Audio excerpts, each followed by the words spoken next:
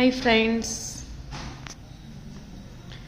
ಇಂದು ಕನ್ನಡ ವ್ಯಾಕರಣದಲ್ಲಿ ಬರ್ತಕ್ಕಂಥ ವಿರುದ್ಧಾರ್ಥಕ ಪದಗಳ ಬಗ್ಗೆ ತಿಳಿದುಕೊಳ್ಳೋಣ.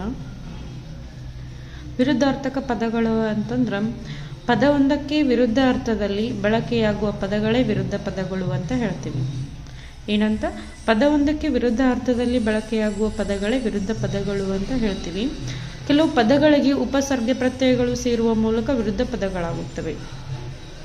ಇನ್ನೂ ಕೆಲವು ಪದಗಳಿಗೆ ಕನ್ನಡ ಭಾಷೆಯಲ್ಲಿ ಸಹಜವಾಗಿಯೇ ವಿರುದ್ಧ ಪದಗಳಾಗಿರುತ್ತವೆ ಅಂತ ಹೇಳ್ಬೋದು. ಈಗ ಎಕ್ಸಾಂಪಲ್ ನೋಡೋಣ.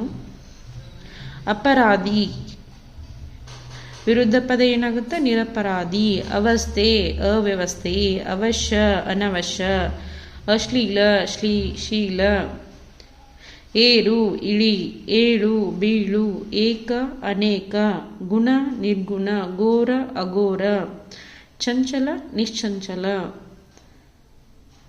ಚರ ಸ್ಥಿರ, ಧೈರ್ಯ ಅಧೈರ್ಯ, ಧರ್ಮ ಅಧರ್ಮ, ನಗು ಅಳು, ನಕಲಿ ಅಸಲಿ, ಸುಪ್ತ ವ್ಯಕ್ತ, ಸೂಕ್ಷ್ಮ ಸ್ಥೂಲ, ಸ್ಥಾಪಕ ಭಂಜಕ.